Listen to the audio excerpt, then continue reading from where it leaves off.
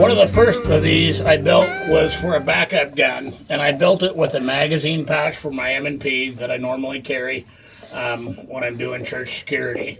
And then I wanted a second gun, and so I carry a Model 12 or a 3-inch K on my offside as a backup gun with the spare magazine. It works very well that way. Let's talk about the speed loader being held by a sidewinder. This is another variation on the theme, and this is something I find myself carrying with larger guns, with GP100s or L frames and bigger than K frames. Really, when you get into this and into an L frame, you start taking up more real estate than I'm comfortable with, and I'm a pretty big guy. So I go to a sourdough and I'll do this. And this is a Grant Cunningham design speed loader pouch. My friend Jeff Tank Hoover named it for us, and he called it the sidewinder. It strikes fast. And see how fast it is?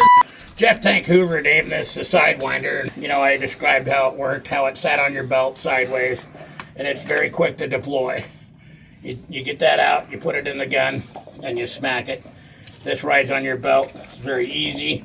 It's designed cleverly to have these fenders to hold the speed loader in. You don't want the speed loader coming out the end. You want to pull it straight up out of the pouch.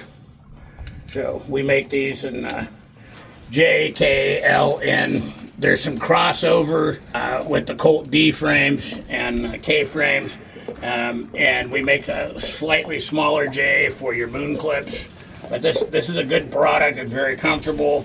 It straddles your belt, and it doesn't expose so much of the speed loader as like a belt-mounted pouch where that whole thing would be sticking out. Anyways, that's the sidewinder. There's a sourdough, and there's a boomer. There's different ways you can combine to carry these holsters. They all work well.